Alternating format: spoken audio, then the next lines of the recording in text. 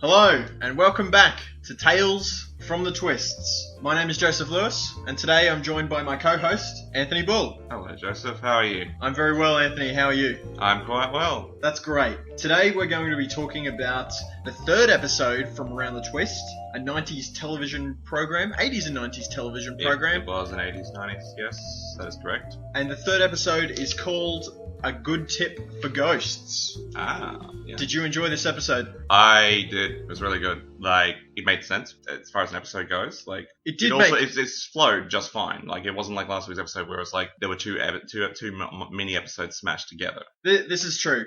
This week's episode made a lot more sense than last week's, but that's not a hard thing to do. Yeah, it's true. This week, as always, we start with our theme song, and then we go into our title, which was A Good Tip for Ghosts. Which I like a lot, actually. You like the title? I do like the title. I think the name of the episode was pretty clever, I guess. Maybe. I don't know if it was, because, like, they never really gave him a tip. The tip should be, I don't know. They should have given him real advice. Because I know there was supposed to be a joke that he's in a tip, but it's like... Oh, I get it now. Really? Did you just get it? Oh, my gosh. That's really sad. So it's just basically a good tip for ghosts, so that's fine. Yeah, he's in a tip, so it's a good tip for him. But if you'd given him a tip, something like that, something like, you don't need these long-lost darlings. You can go to heaven yourself. That would have been fine. We're like, yeah, there you go.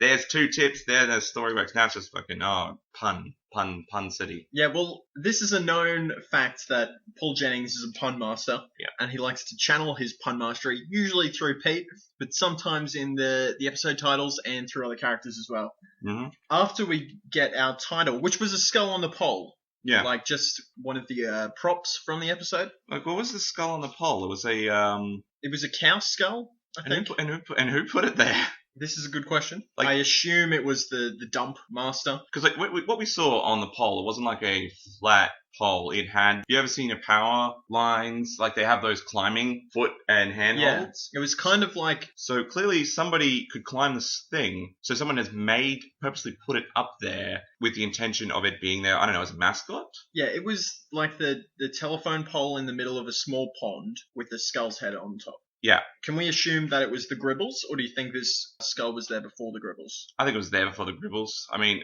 I don't think the Gribbles can do anything, really. Like, they are really incompetent. They are pretty bad. That being said, they are the devil. They are the devil? They are. Well, they're in hell. Which one of them is the devil? Mr. Gribble or all of the Gribbles combined?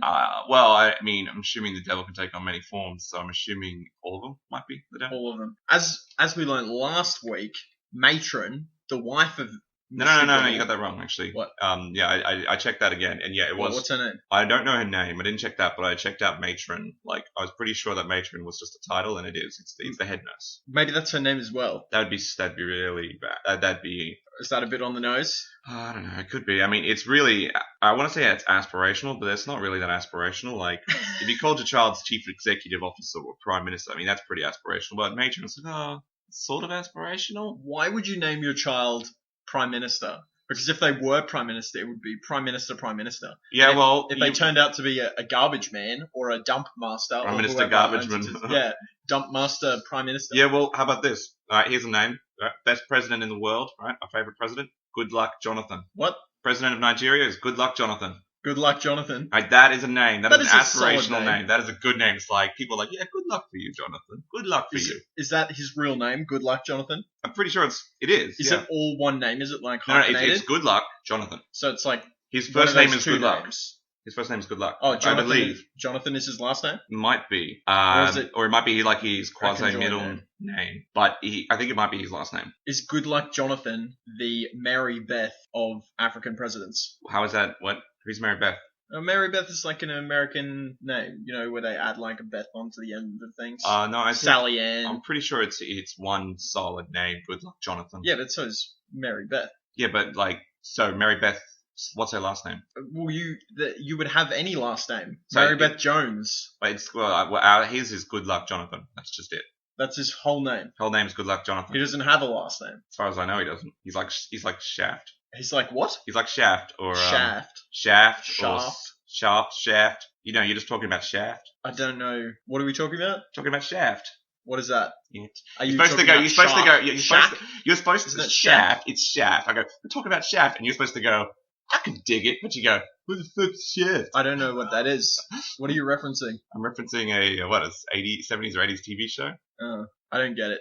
I thought you were talking about Shaq. He's a complicated man, but no one understands him like his woman. That's all I'm saying. I'm very lost.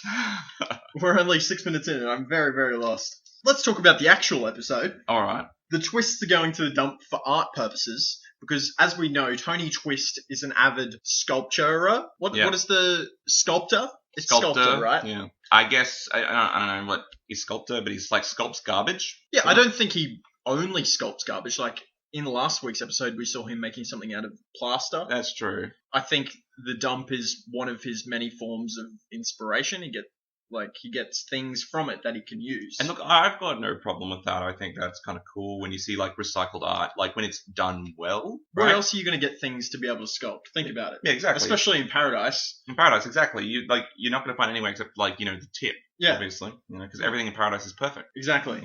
We're at the dump, and Pete and Linda reference the sewage farm, and they're not that keen about going to the dump because they had a bad experience at the sewage farm in episode 1. I would think the fact that they'd been to the sewage farm would make it way more comfortable. More comfortable go to the dump. It's like, yeah, sort of. It's like if you've been to war and like you've been in some heavy conflict and then you go to some sort of police mission. It's like, whatever. I stormed the beaches of Normandy. They have PTSD from recovering Pete's teeth. Yeah, they got PTSD from covering his teeth. And you know what's weird as well is that my darlings were teeth as well. Yeah, it's as we talked about in episode 1. There's Paul a Jennings weird thing with teeth. Maybe he's fixated on ghosts too. Do you think symbolic thing, the teeth and ghost? Has Paul Jennings lost somebody in his family that was missing teeth? I don't know if it's that direct. I mean, it could be some sort of political statement. Does he have an oral fixation? He probably has an oral fixation. It sounds like to me. A necrophiliac. Necrophiliac or oral fixation. Philia.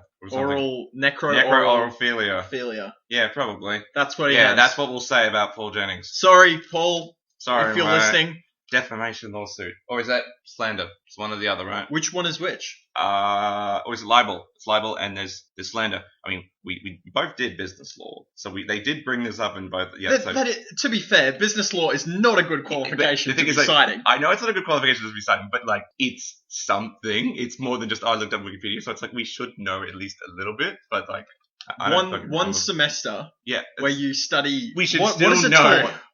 What is a tort? I don't even know. I don't remember. I'm gonna go out on a limb here.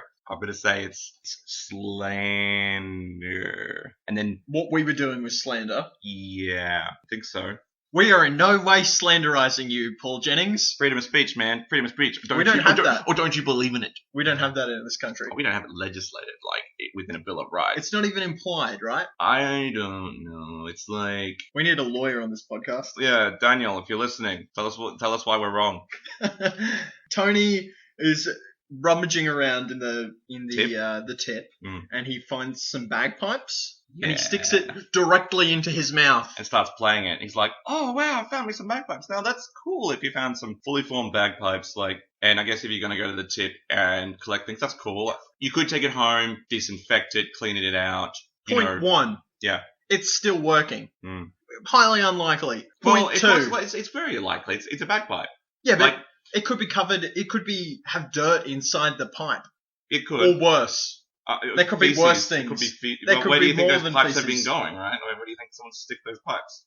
This is paradise, Anthony. Get your mind out of the gutter. Well, I'm just saying, it could be, I never know. Someone might like the old bagpipe, Alaskan pipeline with the bagpipe instead, My second problem with this bagpipe situation is that he sticks it directly into his mouth. Yes. One of the least sanitary decisions. Yeah, not a good idea. It confirms how stupid he is, but also how crazy he is. Or brave. Is he brave? No, it's not brave. Brave is not sticking garbage into your mouth. That is not brave. That is not the definition of brave. What kind of diseases can Tony expect from these bagpipes? Not being a doctor or any medicine training. But how has qualifications stopped us from speculating on something out of our all right? Out of our range?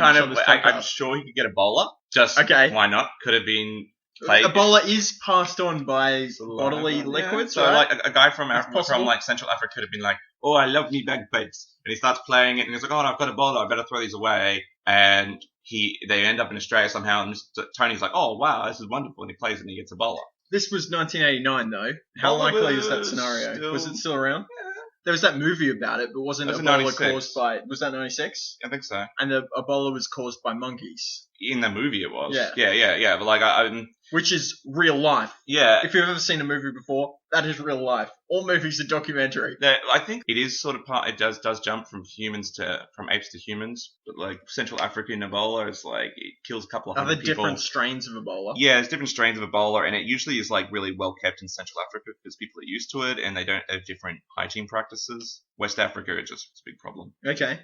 There you go. Thank you, Dr. Anthony. Pete finds a mannequin that has no arms. A girl mannequin. A girl mannequin, yeah. Yes, that has some, how should we say, nicely formed features. Yes, she's got boobs and a bum, I guess. I don't know. How can we say this without being crude? Like, it's a store, well, she's got nice TNA, I guess. That's what we say. I said without being crude. Well, I get to the point, don't I? You did get to the point. There you go. And he begins to molest and sort of kiss. And sort of kiss. And remember, this is in the dump, so... Yeah. Also, a poor sanitary decision. Yeah, you don't know. Come on, Pete. I can understand the bagpipes never being played, but like, there could have been a homeless guy, a crazy guy, just a regular other guy who thought, you know what, this is my love doll at the dump, you know? That's not even half of it, because how long has it been in the dump? There could have been all manner of things pass over it. There could be maggots inside its head. Exactly. Yeah.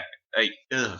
Like, speaking of rummaging through the dump, do you ever remember going to the dump as a kid? Yes. You remember those type of dumps? Like, they don't have them anymore, I don't think. It was like... Are they not around anymore? No, it's like this big collective area where you put it in and like they have like, what are those things called, bulldozers, and then come and they push it. Used to be like, I've been to the tip before, like the old ones used to be open tips. Yeah. They were cool. I didn't climb any mountains because I wasn't fucking retarded.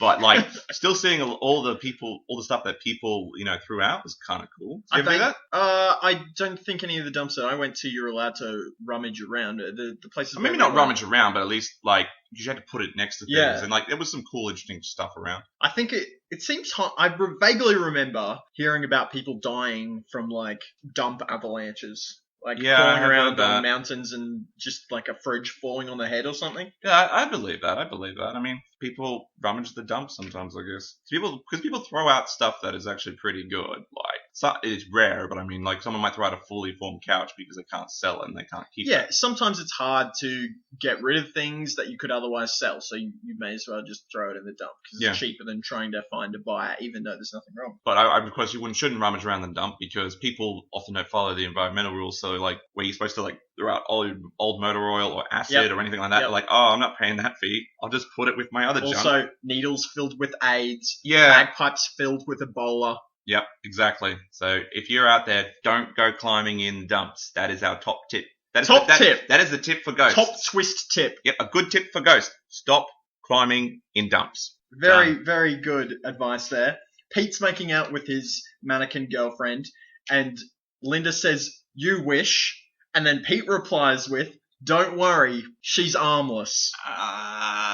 If you don't get it, it's a pun. The mannequin has no arms, and he's saying she's armless, as in harmless. I feel very uncomfortable trying to convey visual puns across an audio medium. Yeah, I mean, God.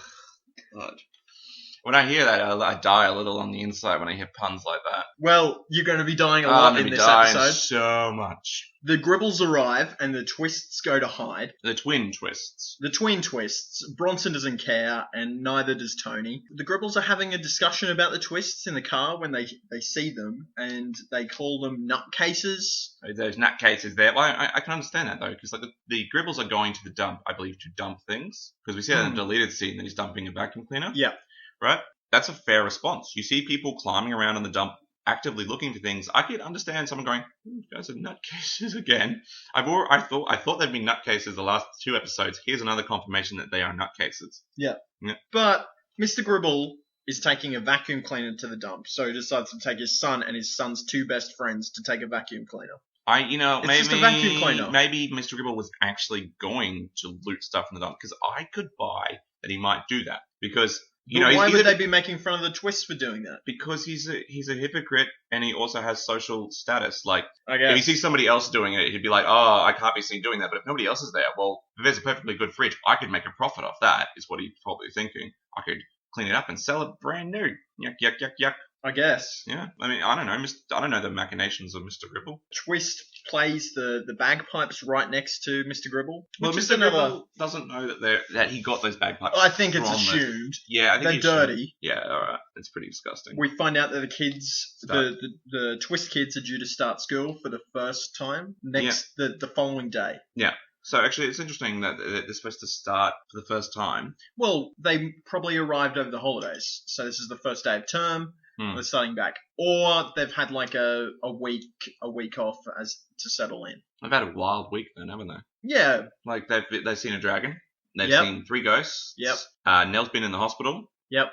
And what else has happened? 3 ghosts. 3 ghosts. Ghost. If we can. Ghost of this episode. No, the ghost of this episode. There was the ghost of Dead Ned. Dead Ned, and then there was the ghost of the seagulls. Yep. So that's pretty weird. Oh, and also they got pooped on a lot. Yep. Yeah. So this is kind of a wild week. You know, maybe they need to take a break.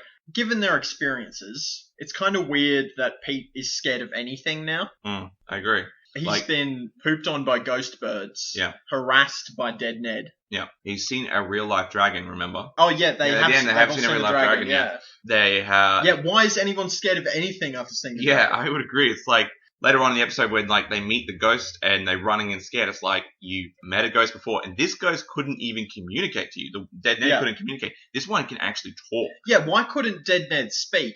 And why can Old Man Chompers? Why can he speak? Well, interesting thing as well is that remember that Chompers, the ghost, Old Man Chompers, right, is also able to interact with our world. Also not able to interact. So was Ned. Yeah, but not to the same degree. Ned levitated up to the glory hole. Yeah, but like he did levitate up to that glory hole, did he not? But like he also knocked down the toilet. Well, yeah. With lightning. Yeah, but he used lightning. He didn't actually touch it. Like Chompers walks through fire, and he's like, "Oh boy, that's hot." And also, there's this raft that they're filling up with this fire extinguisher. We'll get to that in a second. That explodes, and it pushes Chompers, like it explodes his body, like or ghost body, way across the side of a river or the pond. Yep. So clearly, he's affected by the real world events. But then he walks on water, so he can choose to not be. So I don't know if that's inconsistency, or maybe he's a second tier ghost or something. I don't know. Are there different levels of ghosts? There could be different levels of ghosts. You never know. Like I agree. Maybe the seagull ghost is level 1. The mute Dead Ned one is level 2. Why is the seagull lower than Dead Ned? Because the seagull could influence them. It pooed out rubies and it also pooed on them. Couldn't talk and is a seagull. Yeah, well it's a seagull. Like it's got pretty good powers for a seagull. Yeah, I guess. But I mean, if you die, would you category? Remember where I thought it was. Are they human ghosts and then animal ghosts? I'm pretty sure it was Dead Ned's. I thought it was Nell's bloody brother again or something. Well, that was I was running on that assumption. I think you could take that. Yeah, I was going to say that. Maybe he was a bad person. You know, it's karma. And you've had in like what is it? Hinduism. I'm going to use Hinduism for a sec. That might be the best one. Reincarnation. Animals. Reincarnated as an animal is lower. Yeah. Maybe in the real world, maybe it's different. Maybe there's some sort of split network system. But you know what? I'm running under the system that animals are underneath people. And but it's not even. He didn't even get reincarnated as an animal. He got reincarnated as an animal ghost. Well, maybe an avian ghost. Is that lower than an animal? Are birds even? Do you classify a bird as an animal? Yes. Or is it different? I mean, like an animal that walks on the land or something versus like a flying animal or something. Well, when you refer to animals, are you referring just to animals or? I'm referring to animals that I'm either talking to complex fish. Yep. Right, like so not like maybe even a goldfish. I'm talking about most of your land animals except for insects and spiders and a few of those other things. What are they? I think they're way lower. Like let's be honest. Classified as insects? Let's describe the animals that we talk about as being anything that a vegan wouldn't eat. Is probably a good thing. It's like or a vegan wouldn't care if you killed it so much. A modern day vegan or like a starving vegan? I'm sort of a modern day vegan. Like a modern day vegan. So kale. Well, or an ant, right? A modern day vegan would not eat an ant. No, they wouldn't eat an ant, but they wouldn't have so much of a problem if you were to kill. A lot of them wouldn't have problems if you were to exterminate the ants in your house. I've known vegans that would get angry if you were exterminating ants. Yeah, but I've known some that don't. Why do they not care? Why is an ant considered lower to a cow? Look, I don't know. Alright, I'm not a vegan. I don't care. Alright? To me, all things are edible, even people. But I'm not interested in eating people. Would you eat a person? if it was presented before me and I didn't have a choice. Actually, no. If it was like, oh, you should eat this person, and I don't know. Are we talking about, are you at like Hannibal's dinner party, or are you in the movie Alive where the plane has crashed and all the people are dead? If I was at Hannibal's dinner party, yep, I would be really tempting, because you've seen Hannibal, the new show, right? Yep. Yeah, it's all food porn, right? Yep. Yeah, so it's like, oh god, that looks really good. The food looks pretty good. Yeah, it looks pretty good, right? You would eat food in the, you would eat a human in that situation? I would probably eat a human. Now, I don't like that Hannibal's killing the people. That I don't like. Now, maybe the person is dead, whatever, his own accord, sure. Yeah. Or like, and they did in Papua New Guinea, like they'd eat some of the flesh of their ancestors, whatever, sure, okay, I could dig it. But, of course, I don't want Creutzfeldt-Jacobs disease, so... What's that? It's like mad cow in people, when you eat people. Oh, okay. Like, I don't know if you get it just from eating people, but... Is it like a mental illness or a physical illness? It's like a physical illness. But, like, it lingers, it takes a while, so you can't tell when someone has it. But then, so if you eat the dead flesh, right, a couple of years, decades later, it springs up, and you get, like, this motor neuron disease or something, and you just basically just cark it. I think. Good reason not to eat people. So don't eat people.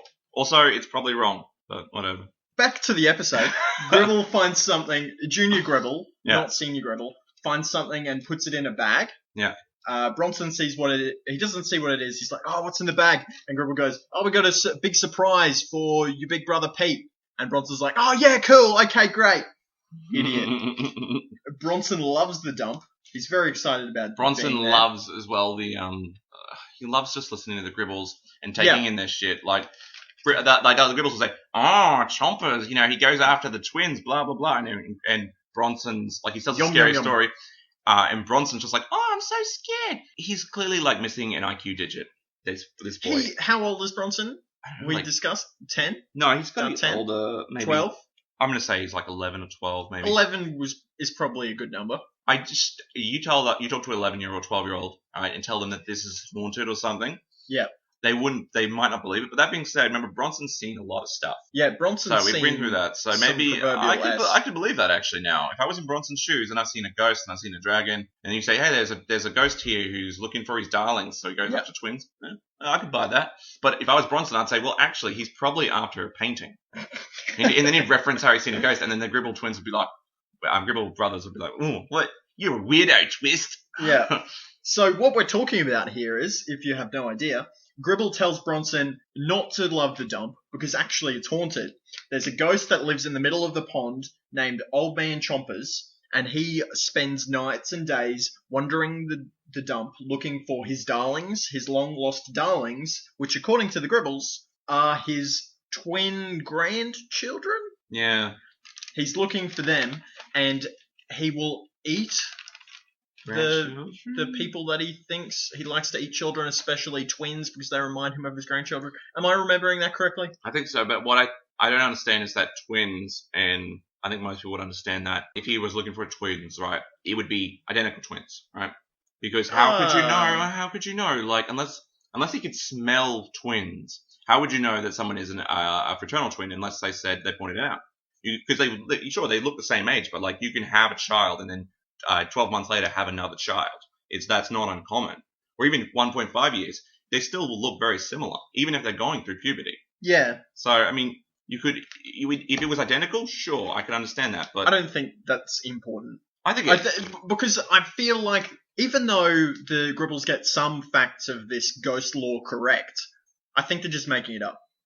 They must have some idea of some guy that died who had grandchildren, whatever, but they say twins only to stir them up. He says twins, and then Bronson goes, oh, Pete and Linda are twins, and then Rabbit's like, oh, what? You got really? They're really twins? You're in trouble.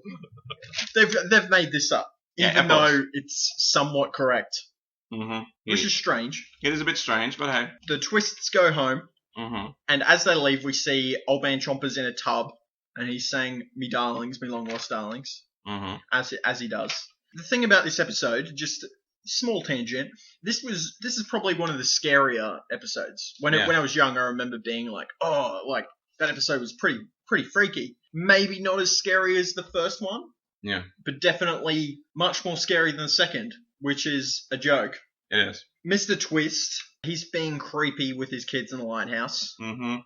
He's like checking in on them while they're getting ready for school. Well, that happens though, doesn't He's it? making weird comments though. Yeah. Or maybe it's just he's just like an eccentric artist, and it comes off like As a weird. pedophile or something. It comes off a bit weird. Yeah, it's true. He's like, oh, getting ready for school. Yep. Looking great, darling, to like Pete. And then Bronson says, I'm ready for school, Dad. And I can see that. Yeah, he's not impressed. He's not impressed. Like, yeah, and it's because like... Bronson is not wearing his jumper correctly. He's got buttons undone. Oh, poor Bronson. Poor old Bronson. Mr. Twist is taking the kids to school. The twins don't want to be dropped off at the gate, so he drops them off beforehand. And you noticed some stickers on the front of Mr. Twist's car. I noticed some stickers on the front of Mr. Twist's car, and what do they say? They said things like... Alright, so there was a Greenpeace sticker.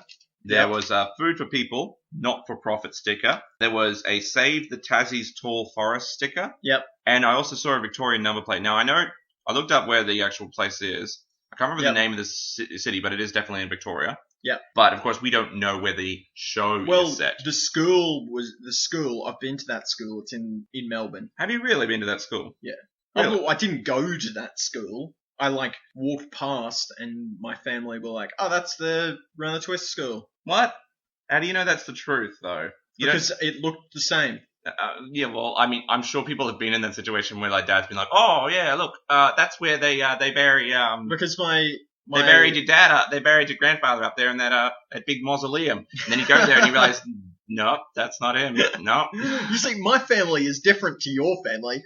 My family tells the truth. It was my auntie and uncle, and we were down in Melbourne. And apparently, it was that school is pretty close to where they filmed Blue Hills. Yeah, that's cool. Well, there you go. Maybe a continuity crossover.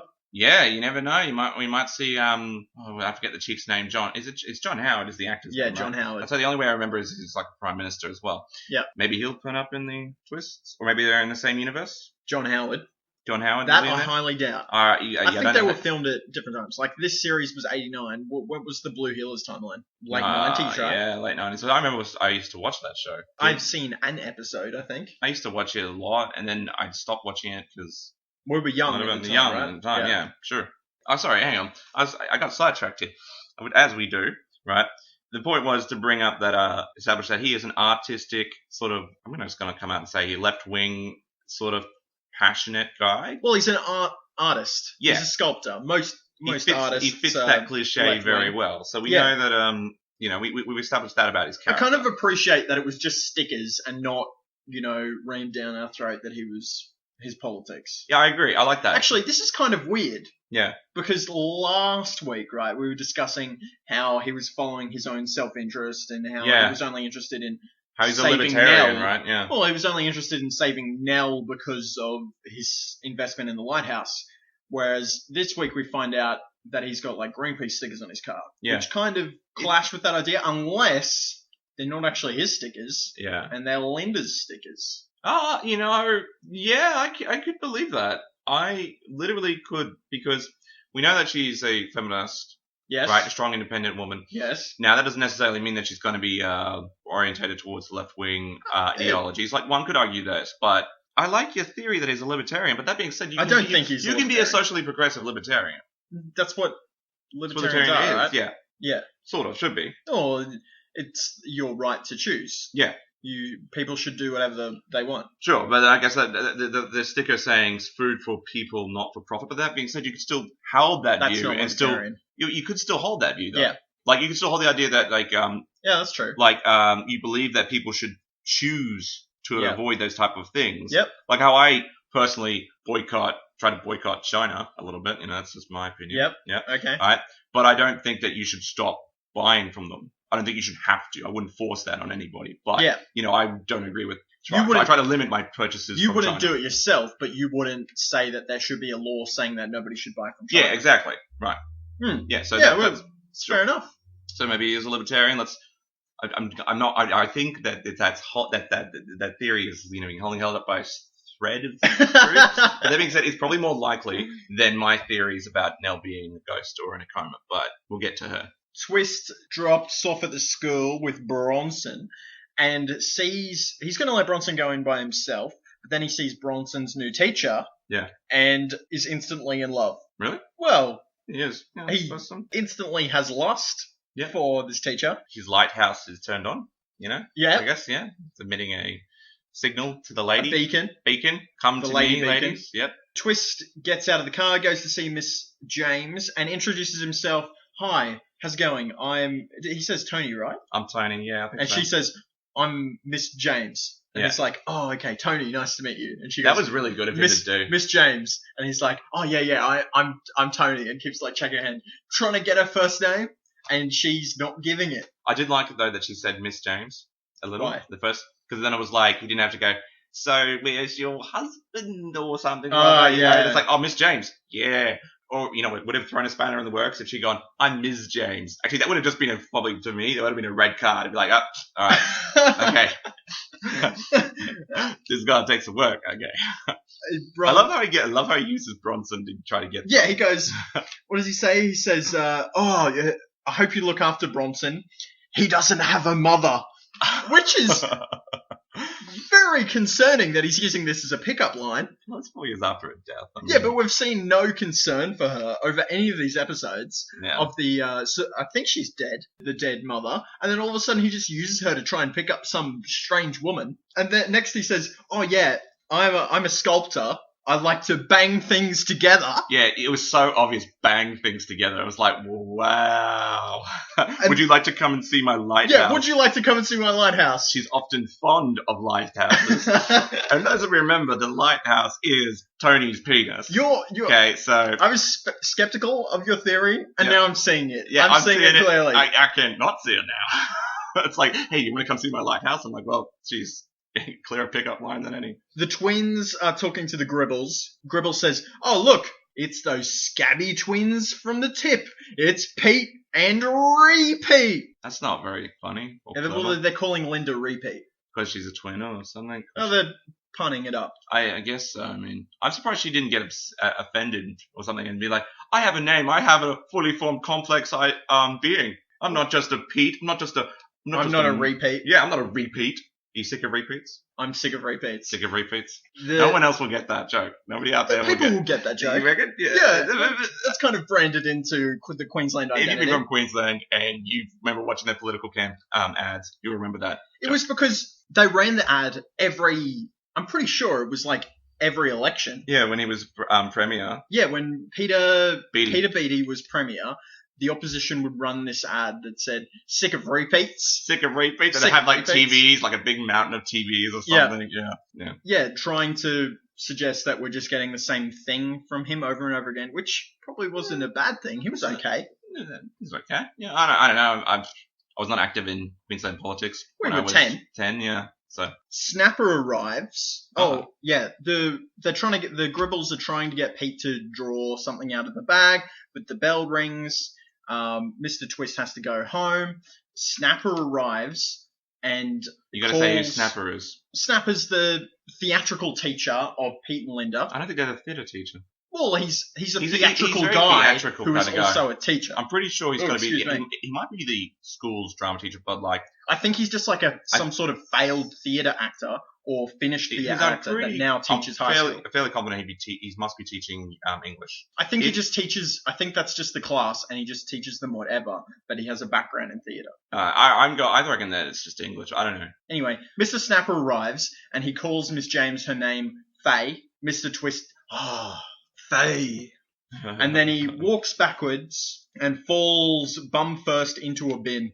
Yeah, it was funny. I like that. Bit of some slapstick physical humor. Yeah, it was one of those. It was one of those plastic sort of school bins. There's no way of saying it. So like you fall in and you probably could make it like a turtle shell on your bum. Yeah. It was kind of like a turtle. Yeah, it's kind of. Is it like a full shell or a half shell? It's a hero and a half shell. Hero and a twist and a half shell. Twist and a half shell. The twins are in class and they're waiting out the front for some reason. Everyone else is seated. They must have assigned seats. Maybe. I guess. If they did, why would he have the Gribbles sitting together? Surely this is a bad decision on Snapper's part. Look, it might be I don't know. Might be the start of a school year. Snapper's like, because friends who always stick together at the start, so they'll, unless of course you had like a teacher who'd do boy, girl, boy, girl, boy, girl. Yeah. You know, friends would sit together, and then maybe it's not. It's probably near the start of the year. It was getting to a point where Snapper might have gone, oh, these guys are just playing up. I need to get rid of them. But remember, he's also a theatre teacher, which means that, of course, he might subscribe to what, like the Montessori school of academia or some shit, where it's like, you know, you don't try to put constraining boundaries on people and let the, you know, the children discover their own talent. And it's like, I don't want to hold back their drama, because they might be fantastic theatre actors, and I don't want to hold back their creativity or something. I could believe that, because he's an arty kind of guy. He's a weird guy. Yeah. He comes in and he punishes, I think it's Rabbit. Yeah. One of the Gribble's friends. Rabbit or Tiger? It's either Rabbit or Tiger. I can never which one is which. I think Tiger is the dumb one, and I think Rabbit is the AFL wannabe commentator. I think so. He comes in and punishes Rabbit for talking in class previously and makes him recite, what was this? I didn't write it down. I think it was from some sort of Shakespeare. It was Hamlet, I think. Was it Hamlet? Oh yes, Yeah. it was the to be and not to be. Yeah. He rattles off about a paragraph of that. So Snapper says, "Don't talk in class next time," and then he addresses. It's a pretty cliche thing, though, right? Yeah, I don't know if using Shakespeare to punish students is probably the best thing in the world. Well, but I mean, like, if you're gonna cheat, get them to do Shakespeare, like, I'll quote me some Hamlet. It's like, you know, why not? Because he then goes, oh, next I'll get you to do Othello. And I'm like, well, maybe you should have started with Othello, because everybody kind of remembers a little bit of To Be or Not To Be. I don't think these guys remembered any To Be or Not To Be. But I'm sure it wasn't in the last action hero. I wasn't out yet. He goes, to be or not to be. And then it's like a castle explodes behind him, and then he's like, not to be. Yeah. Snapper then addresses the twins, and he calls Linda sweetheart. Mm-hmm. She retorts with, excuse me, sweetheart. And he's like, oh, a feminist, are you? You'll be best friends with Fiona. And now the two of them are friends, apparently. So, because they've got good characterization same there. views, they must be best friends. I don't see why that makes sense, but whatever. Whatever. You know. This was back when you could do that to people, I guess. Now, Snapper addresses Pete. Yeah. And I don't really understand what happens here. He starts talking about being an actor and makes Pete act being a Pete is putting up Pete is putting up a facade. No student comes in looking like that, you know. No student comes in like that. He's like, you're an actor. Now act like a shy student, you know, which I personally think is really... It's kind of mean. Very mean and kind of cruel. Like, yeah. It's like, oh, you're a new student. Here's how I'm going to make you feel better. We're going to point out that you're not confident at all. Yeah. So now you're going to pretend to be shy. And wear this shirt that says, I am a shy little boy. So he combats this by picking on Gribble by just basically repeating what Gribble said to him earlier. Oh, look, it's the scabby twins from the tip. It's Pete and Repeat. And, like, repeats that whole conversation. Now, that's funny. That's funny the second time because, like, Repeat. Yeah, but it was only funny to the people that were actually there. Well, I guess so. I mean, other people who weren't there probably implied that, you're getting here with Gribble? Gribble's not happy. Yeah, of course not. They're at lunchtime.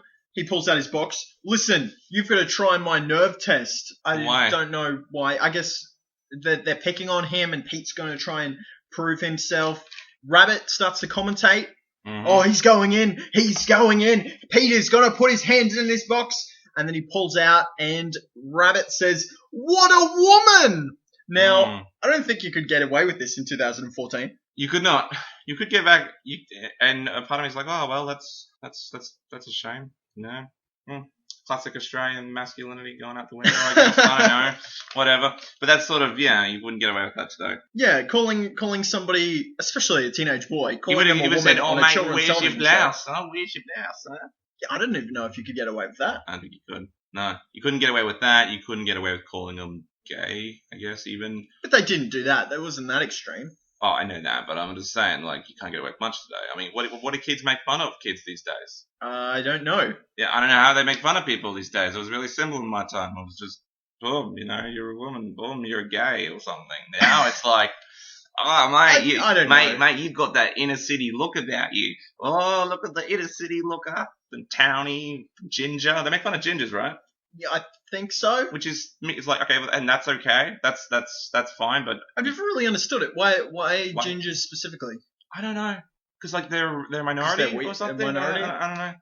It's like a herd thing, right? If I look the same as you, we have, like, a an instinctual bond to stick together, so we'll pick on the people that are different to us. Is that the theory? Something like behind that, this? yeah. And then like usually when there's like a target, people are just like they go along with it because fighting against the herd is detrimental to themselves. So and they gain nothing out of sticking up for people other than getting picked on. Yeah, that's true. I guess like this theory, kind of an advanced version of it, is what we see in jails, right? Where all the gangs are race based. Something like that, yeah.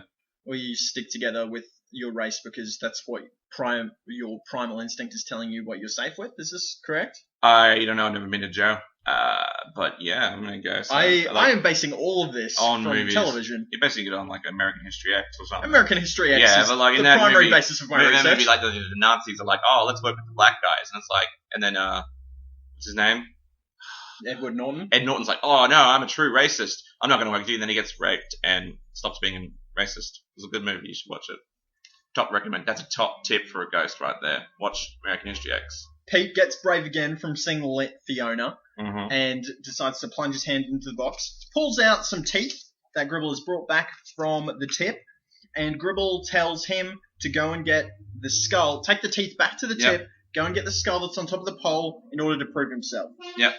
So he wants to do this in order to prove himself to the others, and I think Fiona, he wants to prove that he's not going to back down. He's like a tough dude, and Fiona should date him because of his alpha-ness. But remember, they're feminists, right? Yeah, they're feminists, but so like, I think. Well, is she? Well, it's implied that she might be.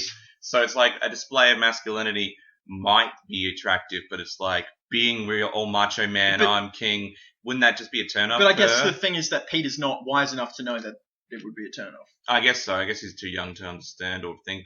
I don't know. There's other fish in the sea, Pete. Just. So he's gonna go and do that. Tony's back at the lighthouse. He's up the top. He's playing his bagpipes. Faye arrives. He gets really excited.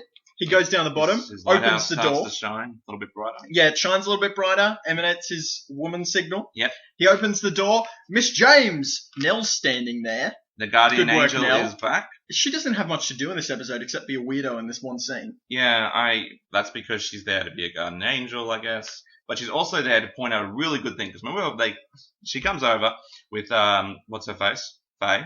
Well, she doesn't come with her. She's just there at the same time. Go get a cup of sugar. Yeah, she wants a cup of sugar. She goes, can I have a cup of sugar? Yeah. And then Faye says that she's come to look at sculptures and the lighthouse. Yeah. Tony shows her some of his weirdo sculptures. One he calls the Tree of Life, which has it's like a kind of a tree, and it's got things like the Australian flag hanging off it. Let's see how it's the Tree of Life. And another one is this really weird, like, scythe and a sword thing. I didn't mind that one. That wasn't terrible. He said that he sold for $7,000 or something. He sold it for $7,000. Oh, it's for sale for $7,000. Oh, okay. Like, that wasn't terrible. Like the Tree of Life was just like that was garbage. Just garbage, and I didn't see any artistic value in it. I'm like, how's this the Tree of Life? Well, I don't know if we're supposed to think that his sculptures are garbage, or if we're supposed to think that they're good. Yeah, I don't know. I feel like he should have some decent ones, and some of them are crappy. Like all artists are gonna have shitty, terrible sculptures. It's just the way it is. The music starts to play. Yeah. And Tony goes, "Oh, it's that music again." And Faye goes, "Oh, that I can hear the music." And then Nell goes, "I can't hear anything. Well, it's just the wind." There you go. That's the clear of day, isn't it? That she's secretly in a coma. Can she hear the music, or is she just pretending not to? I don't think she can hear the music. She's just pretending not to. Her family are playing the music in the ward. Yeah, but and the twists are trying to convince her to like, come on, hear the music. Okay. They're trying to encourage her, and she's like, I can't hear anything. Okay. Which would explain why at the end of the season they now gets replaced. Very life of Mars. She doesn't get replaced at the end of the season. Doesn't she? No. Oh. She gets replaced at the end of season 2, I think. Oh no. Or 3. That changes everything then. My equations have to be readjusted. The twins leave for the tip. They're scared of old man Chompers on their way. They hear a noise behind them. What is it? Have a guess. Oh, I'm going to guess and say it's Bronson. It is Bronson. And that wasn't a guess because you've seen the episode. I've seen the episode. I mean, what am I supposed to say to that, Joe? Am I supposed to go... I was asking the listeners to have a guess. I don't think... It was rhetorical. Are you reckon them to go, it's Bronson! It's Bronson! They're going to yell at their car radio and then they stop at the lights going, it's Bronson, mate! This is play school level viewer interaction. I guess so. Linda grabs Bronson and throws him into a tree. He doesn't. I can't remember the name of the judo move, but It was judo. I've So done it's that. now I confirmed that it's have judo. done that move before, right? And that is not how it happens. Like what happens is like it's a rolling where you grab a person. Yep. From the front ways, you put your feet into their basically it's Chest? like their chest or solar flex. No, it's not their solar flex. It's their gut. Yep. You fall back. You Yep. roll backwards with them, and you sort of kick them back. Yep. It's a really cool move, but the thing is, he gets flung into a tree. That doesn't happen. Yeah, really okay? far. It does not happen. What happens is that you get flung behind you. And the reason why you do that is you fling them behind you, and then you turn around and you like hold them down. He's up in a tree. Yeah, that's bullshit. Like a couple meters up, and then he falls down and is fine. Yeah. Now he's really upset because he says that Linda should not use judo unless it's for self-defense, which I think it was self-defense. It wasn't self-defense. She thought it was a ghost. Okay, one. Or something come to get them. What if it wasn't, right? She has no idea what it is. Like, she could have used it on she could have used it on a frail old woman. Could have, like, given her a heart attack. Thrown that to That's the tree. assault, alright? Secondly, judo is supposed to be used in self-defense. It's a self-defense martial arts. So, she is doing it wrong. Like, she should talk to her sensei, you know? Yep. Sensei should Does she her. have a sensei, though? She's got, like, a black belt, I'm looking at a... Well, are there any senseis in Paradise? Well, the thing is, she has a black belt again, and what I'm saying is, she can't have a black belt because she's not 18, so she clearly isn't. Maybe she's a black belt in something else, but she also does judo. Or it's jiu-jitsu, maybe. No, but Bronson says it was judo. Yeah, but jiu-jitsu and judo are, like, linked. Like, judo it came from jiu-jitsu. So, like, it could be jiu-jitsu. But, like, I think, I look at her form, like, she's doing, she's doing blocking. Waving her arms. She's doing blocking exercises, basically. Yeah. Where she's trying to block punches, and her technique is really crap for a black belt. It's not as fluid and it's not as fast as you'd expect. Like, I've seen black belts when they do that. They're really fast. Bronson's wearing camouflage here. I'm not sure why, because it's nighttime. It's like some Spec Ops level camouflage on his face. They hear a noise. Yep. The three children hear a noise. Bronson's really scared. He thinks it's Old Man Chompers. It's a horse. Bronson goes home. No, she goes, great little subplot there. She's like, don't eat me. Oh, I'm just an appetizer. Eat the twins. And then it turns out it's a horse. Yeah. You sold out your brother, Bronson. It's like he's there for like 2 minutes and then he goes home. They must have been on contract or something. Well, he may, for screen time, I guess. Pete and Linda go into the tip with the teeth. They climb a fence, so they break in. Mm-hmm. They're criminals now. There's strange lighting everywhere. There's like campfires and stuff. Who's starting these? Yeah, who's starting the campfires? Who has the lighting? It's not that well regulated or well built of a dump, or there's nobody working at night either. Or it Are wouldn't there appear homeless so. people here? Yeah, but like, or is Old Man Chompers starting these campfires? I don't know. Well, we know he can interact with beings, I guess, with the Earth, but he doesn't need to do it. I don't know. It doesn't make any sense. I guess it's just more the fact that, like, if they didn't have the campfires, there wouldn't be an explanation for why we couldn't see them. Or they would have had to do that stupid thing like they do in film, where they film in the middle of the day. Yeah. But they turn down the darkness and the gamma so that, like, the sky's still blue. So Day it's for night. Yeah, day for night, yeah. The twins are walking past a tractor, and it starts up by itself and threatens to run them over. They run away. Then the ghost appears and says, "Me darlings, me long lost darlings." Yep.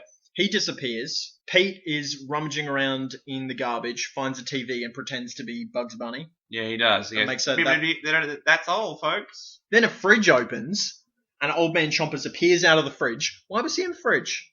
I don't know. Why was the fridge on, too? Remember, he comes out and he's kind of cold? Yeah. Like, doesn't make any sense. Maybe he powered it with his ghost Maybe powers. it's like in Ghostbusters. Yeah. The fridge is what, like, the doorway to hell or Zool or whatever it was? Yeah. Yeah. I don't know. Old Man Chompers walks through a campfire, as we discussed briefly. Yeah, and he can feel it. He goes, it's so hot. Yeah. Pete and Linda run. Yep. They run down to the small pond and have brought with them an inflatable raft to go in a really shallow pond and decide to fill it up with a fire extinguisher. Yeah, that doesn't make any sense. Can it work? Okay, so let's think about the type of stuff that it couldn't be. It couldn't be dry chemical. Couldn't be water. It has to be. I'm guessing it's carbon dioxide. But do those fire extinguishers exist? Carbon dioxide? Yeah, carbon dioxide ones. But like, I'm pretty sure like there's other stuff in the carbon dioxide as well. Because otherwise you're just spraying carbon dioxide. Like, I think it's got like some other stuff in it to make it more liquid. So like, it is going to be stored as a liquid as well. Will this float? No. I guess it doesn't matter because the pond is only about knee deep. Yeah, I guess so. Like, it's just there to stop them, like, from, getting dirty, I guess, was the point. Oh, okay. They didn't want to get dirt all over their clothes. Like, I can respect that, but, like... I can also respect that. I don't know. I think it's dumb. Old Man Chompers follows them. Mm-hmm. They start running away. They run Mhm. around the lake. Old Man Chompers walks through the raft. It fills up too much because they're not there to regulate the filling. It Mhm. explodes and he flies over the pond and towards the twins. Mm-hmm. He lands behind them. Pete and Linda freak out. They run into the middle of the lake. Pete climbs the pole and it falls down. Yeah. So is this because the pole has rotted? What, the pole falls down, or... Yeah, they're like the electricity pole that has the skull on it. It falls down. Has that pole been rotting? Well, it's in the middle of a pond, so yeah, I'm going to say it's been How wrong. long has it been there for? Ooh, long enough that, I don't know. But there's mold on the, I don't know. Been there a long time. I'm going to say years, decades. Been there since it's opened. It's a magic pond. Pete then tries to scare the ghost with the teeth that they found. Yeah. One of Pete's less great ideas. I don't understand why Pete thinks that teeth will scare ghosts. Yeah. He does this in the first episode as well. Does he? Remember, he tries to scare the ghost with his plate? Yeah, he does, doesn't he? Like, what is... Come on, Pete. Pete, What's scary about teeth, mate? Maybe he's like afraid of teeth. He's like chomping them, Chomp. a pair of false teeth. He's like chomping them at the ghost. The ghost comes over, takes them from Pete's hand and says thank you, and puts them in his mouth. Yeah, again, this is what we're talking about, like, with the long-lost darlings. Like, So, yeah, the long-lost darlings are actually his teeth Yeah. and not the twin. Pete goes and says, oh, it was just after his false teeth, right? He even says that. And he goes, yeah, me darlings, I've lost them, now I've got them. So the ghost clearly knows what false teeth is. Like, he doesn't go, what are false teeth? If you're after false teeth, don't call them me darlings like an idiot. You call them, me false teeth. Or just talk like a normal person and go, me false teeth. Because he can't talk with his mouth. Like, if I lost a watch and I need a watch, I wouldn't go, oh, me wife. Me precious. Me precious, me long lost precious. I'd go, me watch. I lost me watch. You mean this watch? Include Pete, who's seen a ghost, and you go, yeah, thanks, can I have the watch? Oh, thanks, Pete. You're awesome, I guess. So it turns out here that the lore from the Gribbles is semi-correct, as we mentioned before. He does have grandchildren that are twins, but he doesn't care about them. Yeah, it kind of seems like how he brushes off, oh, I don't really care about my grandchildren. I'm like, so who are the grandchildren then? It's weird that Is it Nell's brother again? Because I'm convinced that every ghost is Nell's brother. I don't think this ghost is related to Nell. I think this is the first ghost that's not related to Nell. Yeah. Old Man Chompers goes to Gribble's room as a favour to Pete and drops a ghost skull on Pete's bed. Yeah. No, not Pete's. No, not Pete's bed. On Junior Gribble's bed. Yeah. And says, this is a gift from Pete. And then he goes, and now I've got a repeat, and drops a real skull. Yeah. Now, the Gribble parents come in, and the mother faints, and then the father says, oh my God, father. I don't really get that. Like, you get it. No. It's because you get it. Oh, okay. Yeah, now I do, because I did point it out. Like, I remember that. Because there's an animal head skull, next to the pillow. Yeah, and it's like, oh my Godfather, yeah, okay, so it's like the Godfather. Spoilers from The Godfather. Yeah, if you haven't seen that movie, like, what the hell? Like, it's 30 years old. I'm not going to say spoilers. It's more than 30 years old. It's 40. 2014. 40 years old. 40 years old. You haven't seen that? You know that Elvis Presley is dead? Spoiler alert on that. If you didn't know that as well. What movie is that from, that Elvis Presley dies? He's just dead, just so you know. It's life spoilers. That's life spoilers. Because you didn't know. Hendrix is dead too. Can you spoil a history book? Yes. So if I'm reading Encyclopedia Britannica... I can tell you how that ends. How does it end? It ends with their bankruptcy. Pete and Linda give Old Man Chompers a toothbrush. A dirty toothbrush. Too. Is it a dirty toothbrush? I thought it would look like I thought it was a new one. Toothbrush. It looked black to me. Like it had like little it looks like it wasn't actually a toothbrush. It looked like a toothbrush that, you know, when you're done with the toothbrush and you use it to clean like other things like ponds, mold and scum. Toilets. Yeah. They give that to him as a gift as he ascends like Jesus and Dead Ned into the sky. Yep. They just ascend into the sky. They go to school the next day, and the tiger asks the twins if they brought the skull back, and they say, ask Gribble. Gribble is ashamed. Yeah. Linda is impressed. Oh yeah. She loves Pete now. Linda's just wet for Pete, you know. It's like like, yeah, that takes me on. She gives him a cheeky smile. Them cheeky smiles. And then Rabbit gives him money. Why? There was apparently a bet. I didn't know this was a bet. I thought it was just like, we would kick your ass if you didn't do it.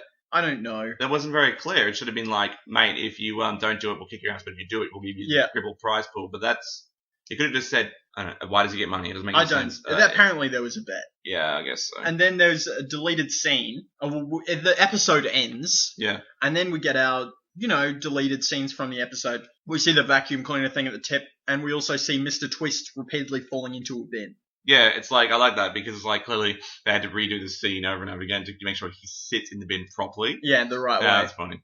It's kind of dangerous. If he fell wrong, he could have seriously hurt his tailbone. Yeah, it's true. And we get a scene with Miss James and Bronson in the classroom. I didn't know what they were doing. I think she's just introducing him to the class. I guess it's like they didn't put it in because it's not really relevant to the story at all. Yeah. Doesn't really help out that much. Oh, it helps a little. Many things that were actually included. Yeah, but like most of the stuff in this episode was related.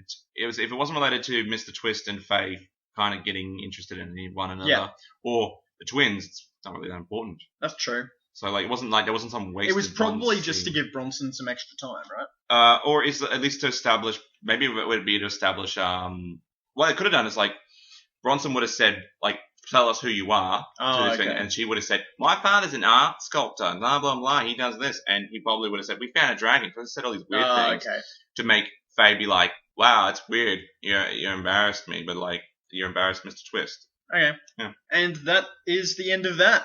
That is the end of that. Do you have any final notes on this episode? No, I mean, as I was watching through, I thought maybe there was some sort of parallel between We Long Lost Darlings and Aboriginal land rights, but I didn't really pan out, I'm afraid. Couldn't make that connection? Couldn't make that connection. All I could see was one guy going, we long lost darlings. I'm like, oh, yeah, could be. Marbo, yeah, could be that. But no, didn't really pan out. Just really was more like Lord of the Rings. Yeah. Smeagol. I could see that. Yeah. I could see the Lord of the Rings comparison. Yeah. I guess if we have nothing else to speak about.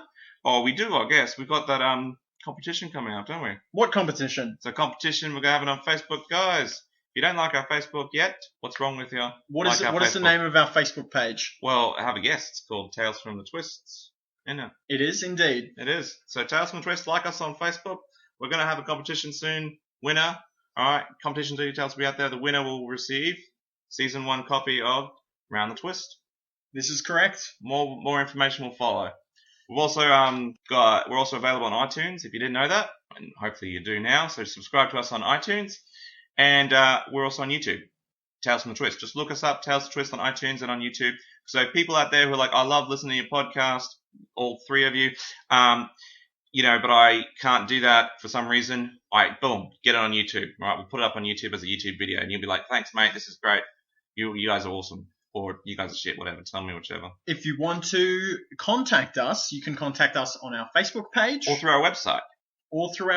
Which you can link to from our Facebook page. Yeah, absolutely. It's just Tales from the Twist. It's a WordPress website at the moment. But, well, I'll link it to you guys. Don't worry about it. You can also rate us on iTunes. That would be really awesome. Like, if you think, hey, these guys are awesome. Yeah, rate us on iTunes. Because I am technically incompetent and I cannot work out how to do it. So if you do it for me, you can compensate for my technical inabilities. Yeah, if you guys like us and you have iTunes, just go on iTunes and give us an honest rating. It doesn't have to be 5 stars. Yes, it does. Okay, so it does have to be 5 stars according to Mr. Lewis here, but yeah. No, it doesn't. I never said that. Well, apparently it's a binding contract now he's made with you. Alright? Or the devil gets him or something. So yeah, do it. And that's all for today. Next week, we will be talking about the 4th episode of Round the Twist, which is about things that I can't tell you about because I forgot to do research and didn't look at the Wikipedia page. Yeah, I'm really excited for that episode. It's, Bronson goes around and he looks from Wikipedia. It's a pretty fun episode. You can find out all about that and more on next week's episode of Tales from the Twist. My name is Joe Lewis. And I'm Anthony Bull. Thank you for listening.